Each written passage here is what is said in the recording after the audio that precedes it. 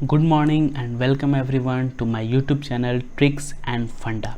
दोस्तों, आज का ये वीडियो सेशन स्टाइक्योमेट्री 1 पर ही है और ये स्टाइक्योमेट्री 1 का 4th पार्ट है जिसमें हम फर्दर क्वेश्चंस कंटिन्यू करने जा रहे हैं। तो जैसा कि आपने प्रीवियस वीडियो देख रखा होगा, अगर नहीं देखा है तो आई टिप आ रहा है, ठीक है, वहाँ से आप प्रीवियस वीडियो को देख ले। तो प्रीवियस वीडियो में जो हमारा प्रीवियस कंसेप्ट था वो था आइडियोमेट्री पे, ठीक है, और इस वीडियो में भी हम आइडियोमेट्री पे ही फोकस करेंगे और एक क्वेश्चन देखेंगे आइडियोमेट्री और पीओएसी के कंबाइंड कंसेप्ट पे। देन आफ्टर हम कुछ कंसंट्रेशन टर्म्स के रिगार्डिंग कुछ क्वेश्चंस करेंगे और देन आफ्टर हम इस टॉपिक को बाइंड अप करेंगे, ठीक है। तो आते हैं क्वेश्चन पे। कह रहा है कि sample of coal gas contain H2 CH4 and CO। एक कोल गैस का सैंपल है जो क्या क्या कंटेन कर रहा है, हाइड्रोजन को, मीथेन को और कार्बन मोनोऑक्साइड को। 20 ml of this mixture was exploded with 80 ml of oxygen. और इस मिक्सचर का 20 ml जो है वो 80 ml ऑफ ऑक्सीजन के साथ क्या किया गया, रिएक्ट कराया गया। On cooling the volume of gases was 68 ml। और क्या किया गया, जब जो रिएक्शन होने के बाद जो भी गैसियस मिक्सचर बचे उनको ठंडा किया गया और ठंडा करने के बाद जो उनका वॉल्यूम देखा गया वो है 68 ml।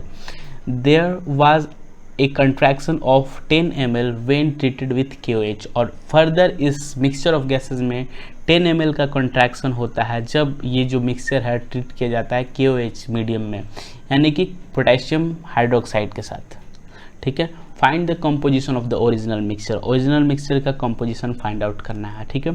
तो क्वेश्चन को सॉल्व करने के लिए हमने मान लिया कि let hydrogen, methane and carbon monoxide be X, Y and Z ml respectively. इनका जो वॉल्यूम है वो X, Y and Z respectively है, ठीक है। अगर मैं रिएक्शंस की बात करूँ तो रिएक्शंस में H2 गैस जो है वो मीथेन और कार्बन मोनोऑक्साइड के साथ O2 ऑक्सीजन गैस के साथ रिएक्शन करेगा और ये क्या बनाएगा, CO2 प्लस वाटर, ठीक है।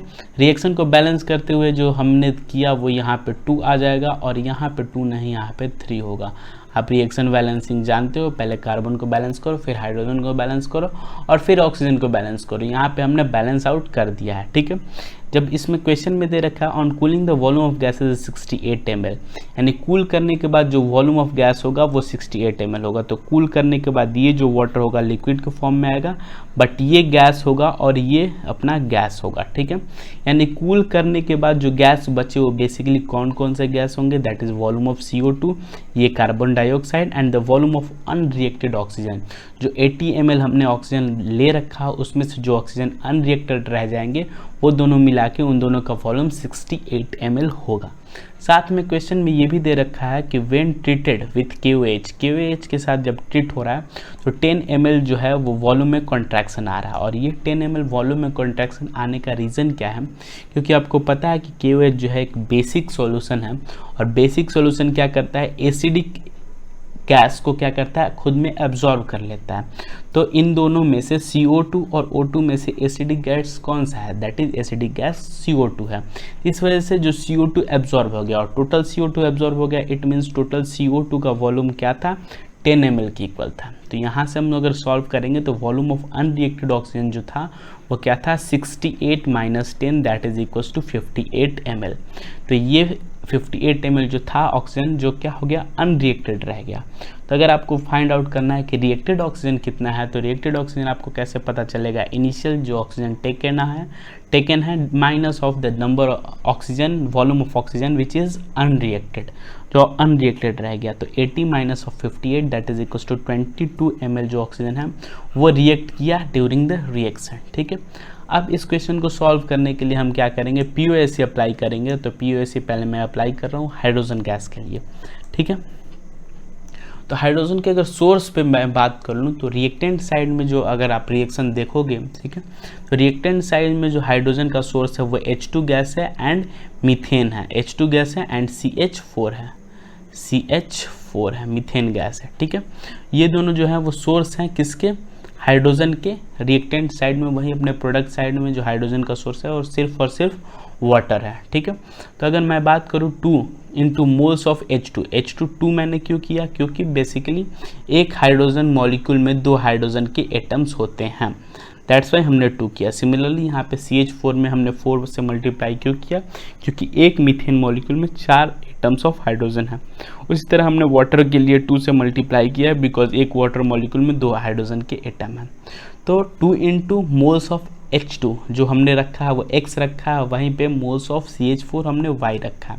बेसिकली आप क्वेश्चन की इनिशियल स्टेज में देखोगे तो हमने इसको वॉल्यूम मान रखा है, XYZ को हमने volume of H2 CH4 and O2 and CO मान रखा है, बट हमने मोल्स के जगह पे भी इसको सब्स्टिट्यूट किया। इसका रीज़न है PV इक्वल्स टू nRT।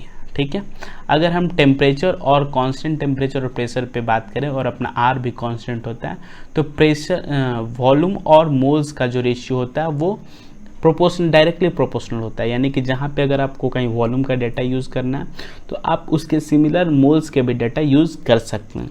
ठीक है, तो यहाँ से अगर हम सॉल्व करें तो यहाँ से मोल्स ऑफ हाइड्रोजन वाटर जो निकल के आया वो आया अपना X + 2Y, यानी X + 2Y जो हो गया वो मोल्स ऑफ हाइड्रोजन हो गया जो कि फॉर्म होगा। ठीक है, अगेन हम अप्लाई कर रहे हैं POC ऑन कार्बन एटम पे। अगर हम POC अप्लाई करें तो अगेन हम रिएक्टेंट साइड में देखेंगे कि POC कार्बन के लिए कौन कौन से मॉलिक्यूल जो है कार्बन के कैरियर है, that is methane and carbon monoxide reactant side में, एंड प्रोडक्ट साइड में कार्बन डाइऑक्साइड जो है वो है कार्बन का कैरियर। ठीक है, तो अगर हम बात करें मीथेन में एक ही कार्बन का एटम है और कार्बन मोनोऑक्साइड में एक ही कार्बन का एटम है और दोनों का वॉल्यूम आपको पता है, दैट इज मीथेन का हमने Y मान रखा और कार्बन मोनोऑक्साइड का हमने Z मान रखा, और ये इक्वल हो जाएगा वॉल्यूम ऑफ CO2 के। ठीक है, यानी कि वॉल्यूम ऑफ CO2 के इक्वल हो जाएगा। वॉल्यूम ऑफ CO2 क्या हो गया गाइस, Y + Z। ठीक है, जबकि प्रीवियस रिलेशन में हम लोग को वॉल्यूम ऑफ CO2 पता चल गया था जो कि कितना था, 10 ml था। यहाँ पे आप देखो वॉल्यूम ऑफ CO2 जो है वो हमें पता चल गया है, वॉल्यूम ऑफ CO2 जो है वो 10 ml है, पता चल गया था। तो यहाँ से एक अपना रिलेशन आ जाएगा, दैट इज यहाँ पे अगर हम वॉल्यूम ऑफ CO2 सब्स्टिट्यूट कर देते हैं 10 ml के इक्वल्स टू, तो यहाँ पे अपना एक रिलेशन आ जाएगा Y + Z = 10। ये हो गया अपना इक्वेशन सेकेंड। ठीक है, अगेन हम अप्लाई कर रहे हैं POC ऑन ऑक्सीजन पे अगर हम POC अप्लाई करें तो ऑक्सीजन का कैरियर क्या है, दैट इज ऑक्सीजन का कैरियर है carbon monoxide and oxygen in reactant side, and product side में कार्बन डाइऑक्साइड एंड हाइड्रोजन। ठीक है, तो दोनों को अगर हम सॉल्व करते हैं तो मोल्स ऑफ CO के लिए हम मोल्स के जगह पे उसका वॉल्यूम डाटा यूज़ करेंगे, that is Z, and 2 into moles of O2। ठीक है, that is moles of O2 के जगह पे हम वॉल्यूम ऑफ O2 यूज़ करेंगे जो हमने 22 ml निकाल रखा है, वॉल्यूम ऑफ रिएक्टेड ऑक्सीजन। ठीक है, 22 निकाल रखा है, और 2 इस वजह से किया क्योंकि एक मॉलिक्यूल ऑफ ऑक्सीजन में अपने पास कितने एटम है, 2 ऑक्सीजन के एटम है। ठीक है, सिमिलरली 2 इंटू CO2 का हमने वॉल्यूम भी निकाल रखा है, दैट इज 10, और मोल्स ऑफ हाइड्रोजन भी निकाल रखा है, दैट इज X + 2Y। सारी वैल्यू पुट करने के बाद जब हमने रिलेशन सॉल्व किया तो यहाँ पे जो आया वो थर्ड रिलेशन जो आ गया वो आ गया X + 2Y - Z = 24। तो ये हो गया equation first, second and third. 3 equation आने के बाद जो हमने इनिशियली एज्यूम किया था X + Y + Z = 20, ये हो गया अपना इक्वेशन 4। ऐसा क्यों, क्योंकि हमने जो तीनों का वॉल्यूम एज्यूम किया था X, Y एंड Z, और क्वेश्चन में दे रखा है कि तीनों का वॉल्यूम यानी मिक्सचर ऑफ गैसेस का जो कोल गैस है उसका वॉल्यूम हमने इनिशियली 20 ले रखा है, that's why X, Y, Z तीनों का सम जो होगा वो 20 ml के इक्वल होगा। तो यहाँ से हम अगर Z के वैल्यू के लिए सॉल्व करें तो दैट इज़ 20 - X - Y। ठीक है, और अगर हम ये Z का वैल्यू हम क्या कर दें, इक्वेशन 2 में रखें, Z का वैल्यू अगर हम उठा के इस इक्वेशन 2 में रख दें, ठीक है, तो यहाँ से हम सॉल्व कर पाएंगे X के लिए, और X की वैल्यू कितनी आ रही है, 10 आ रही है। ठीक है, देन आफ्टर हमने क्या किया, X की वैल्यू 10 और Z की वैल्यू X और Z की वैल्यू हमने इक्वेशन 3 में पुट की, और इक्वेशन 3 में पुट करने के बाद वहाँ से Y की वैल्यू अपनी 8 आ गई, यानी कि X और Y की वैल्यू 8 आ गई। और देन आफ्टर हमने Z की वैल्यू फाइंड करने के लिए X और Y की वैल्यू दोनों को यहाँ पे पुट कर दी Z के इक्वेशन में यहाँ पे। ठीक है, तो Z की इक्वेशन में यहाँ पे पुट करी तो Z की वैल्यू 2 आ गई, यानी ओवरऑल जो अपना फाइनल आंसर आया वो X की वैल्यू 10 आई, ठीक है, Y की वैल्यू 8 आई और Z की वैल्यू 2 आई। ठीक है, Z की वैल्यू 2i, यानी ये जो हो गया वो टोटल वॉल्यूम का अमाउंट हो गया, यानी x यानी अपना हो गया, दैट इज हमने x किसके लिए मान रखा था, x हमने मान रखा है, आइए देख लेते हैं, x हमने मान रखा है H2 के लिए, तो H2 का जो अमाउंट हो गया वो 10 ml हो गया, वहीं अपना CH4 का अमाउंट 8 ml हो गया, और कार्बन मोनोऑक्साइड का अमाउंट कितना हो गया, 2 ml हो गया। तो गाइज आइए शुरू करते हैं हम अपना नेक्स्ट क्वेश्चन, और नेक्स्ट क्वेश्चन है क्वेश्चन नंबर 18। ठीक है दोस्तों, बेसिकली मैं इस क्वेश्चन के थ्रू मैं आपको एक बहुत इंपॉर्टेंट कंसेप्ट देना चाहता हूँ, that is labelling of H2O2 solution, यानी H2O2 सॉल्यूशन का लेबलिंग जो होता है, अगर मान लीजिए किसी कंटेनर में या फिर किसी बोतल में H2O2 का सॉल्यूशन है, ठीक है, तो उसकी लेबलिंग जो होती है, यानी कि अगर लेबल किया गया है 12V से या फिर समथिंग लाइक दैट, कुछ भी V से, तो उसका मतलब क्या होता है वो मैं आपको बेसिकली इस कंसेप्ट के थ्रू, इस क्वेश्चन के थ्रू बताना चाहता हूँ। ठीक है, तो अगर क्वेश्चन देखें तो ए बोतल लेबल्ड विथ 12V H2O2, ठीक है, यानी अगर किसी बोतल पे लिखा हुआ है 12V H2O2, ठीक है, तो कंटेन 700 ml सॉल्यूशन, और वो बोतल जो है वो 700 ml सॉल्यूशन कंटेन कर रहा है। If a sudden mix of 300 ml water in it, और उसमें क्या कर रहे हैं हम, आप उस कंटेनर में वापस से 300 ml ऑफ वाटर क्या कर रहे हो, मिक्स कर रहे हो। व्हाट इज़ ग्राम पर लीटर स्ट्रेंथ, अब आपको फाइंड करना है ग्राम पर लीटर स्ट्रेंथ क्या होगा, नॉर्मलिटी क्या होगा, and volume strength of final solution. तो ये सारी चीज़ें आपको फाइंड करनी है। तो सबसे पहले तो आप समझो H2O2 है क्या। ठीक है, बेसिकली H2O2 कंपाउंड है जो कि स्टेरिक हिंड्रेंस H2O2 में जो होता है वो बहुत ज़्यादा होता है। ये open book like structure form करता है, ठीक है, और स्टेरिक हिंड्रेंस होने की वजह से, ठीक है, ये क्या करता है, ये अनस्टेबल होता है और ये टूटता है, H2O2 डिकम्पोज होता है H2O plus half of O2 में, और ये जो हाफ ऑफ O2 है ये ऑक्सीजन गैस प्रोड्यूस होता है। ठीक है, तो अगर किसी H2O2 के कंटेनर पे लेबलिंग किया हुआ है, यानी कि कुछ मान लीजिए कुछ लिखा हुआ है X करके V, कुछ भी X क्वांटिटी हो सकती, इसका मतलब क्या है कि अगर आप क्या कर रहे हैं, 1 litre of this H2O2 solution, यानी उस कंटेनर में भरे हुए 1 लीटर H2O2 सॉल्यूशन को अगर आप डिकम्पोज कर रहे हैं तो वो X litre of O2 gas liberate करेगा। कितना, X litre of oxygen gas liberate करेगा। तो ये तो हो गया आपका पहला कंसेप्ट। तो क्वेश्चन की तरफ वापस हम आते हैं। तो क्वेश्चन में बोल रहा था 12V, ठीक है, H2O2 है, यानी कि अगर आप उस 12V H2O2 के कंटेनर में से अगर आप 1 लीटर H2O2 सॉल्यूशन निकालते हैं, ठीक है, और उसको आप डिकम्पोज कराते हैं, तो वहाँ से कितना लीटर ऑफ ऑक्सीजन आपको मिलता है दोस्तों, 12 लीटर ऑफ ऑक्सीजन आपको मिलता है। ठीक है, ये तो हो गई बेसिक कंसेप्ट। ठीक है, अब आपको अगर वॉल्यूम स्ट्रेंथ पता है, और इसी को अपन वॉल्यूम स्ट्रेंथ कहते हैं, जैसे 12V हो गया या फिर 36V या फिर 20V, कुछ भी लिखा हो, ये होता है volume strength of H2O2 solution. ठीक है, अब अगर कंसेप्ट की बात करें, क्वेश्चन में आपको से पूछ रहा हो, ठीक है, कि नॉर्मलिटी ऑफ H2O2 फाइंड करना है, नॉर्मलिटी फाइंड करना है H2O2 सॉल्यूशन का, तो इसका मतलब क्या है, इसका मतलब ये है कि volume strength of H2O2 divided upon 5.6, यानी कि अगर आपको वॉल्यूम ऑफ H2O2 पता है तो आप उसको 5.6 से डिवाइड लगा दोगे तो वो होगा आपको नॉर्मलिटी ऑफ H2O2 सॉल्यूशन।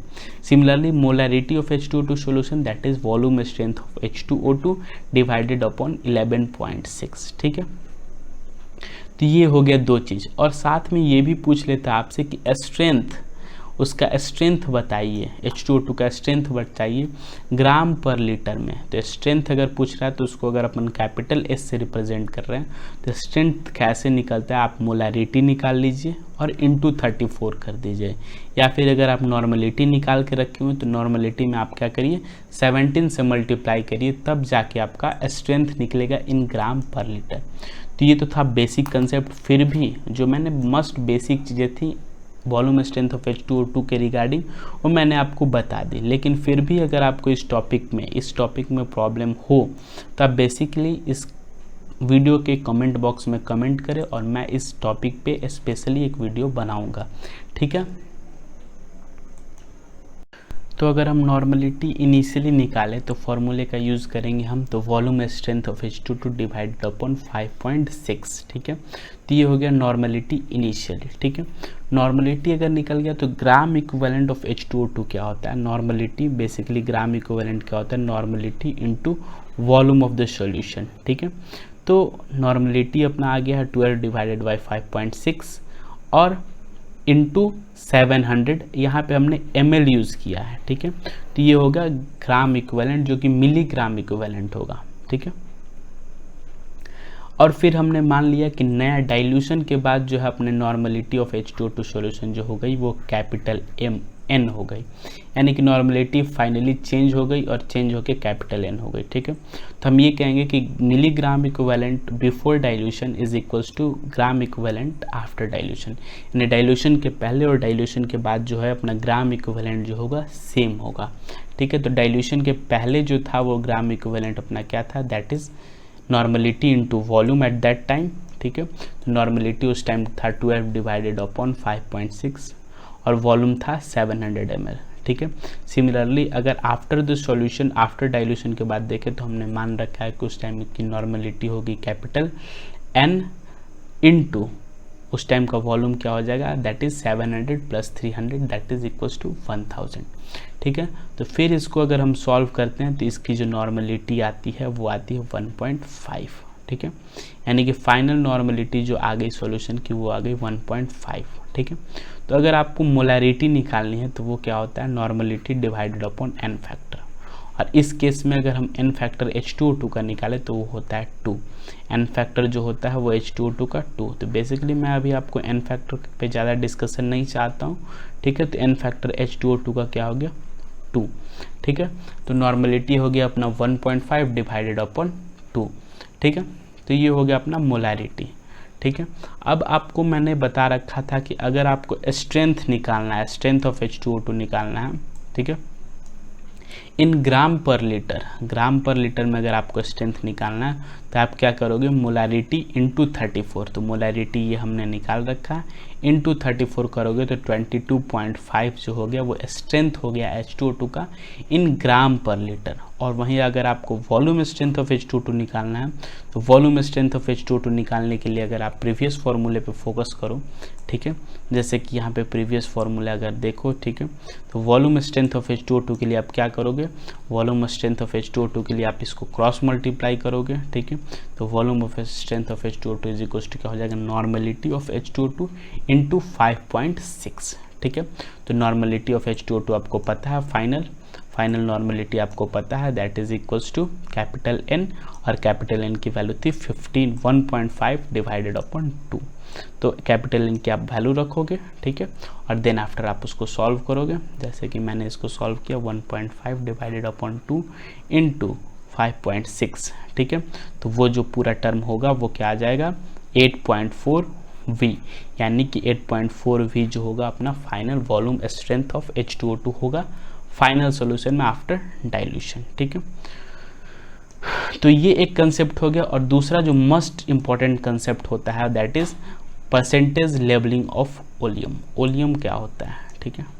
सबसे पहले तो क्वेश्चन अपन देखेंगे पहले, और क्वेश्चन के साथ जो कंसेप्ट बिल्डअप होगा, क्वेश्चन कंसेप्ट आएगा उस पर फोकस करेंगे। तो क्वेश्चन जो है वो 19 फोकस करते हैं। बेसिकली जो प्रीवियस 2 क्वेश्चंस थे ये क्वेश्चन नहीं, बेसिकली मैं क्वेश्चन के थ्रू आपको बहुत मेजर कंसेप्ट देना चाहता था, ठीक है। तो क्वेश्चन 19 की अगर मैं बात करूँ तो क्वेश्चन कह रहा है calculate the percentage of free SO3 in an oleum, ठीक है।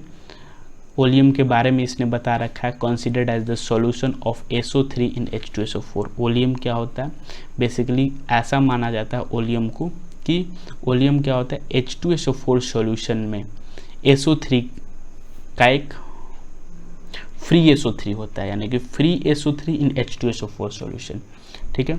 तो बेसिकली अभी अगर हम H2SO4 ओलियम की बात करें, ठीक है, तो ओलियम क्या होता है, free SO3 in H2SO4 solution. H2SO4 solution में फ्री SO3 जो होता है वो से हम ओलियम कहते हैं, ठीक है। तो अगर हम क्वेश्चन पे अभी हम प्राइम फोकस करें, ठीक है, तो कह रहा है कि calculate the percentage of free SO3। यहीं फ्री SO3 का क्या करना है, परसेंटेज कैलकुलेट करना है, ठीक है, in an oleum that is labelled as, जिसका लेबलिंग कराया गया है ओलियम पे 109% H2SO4।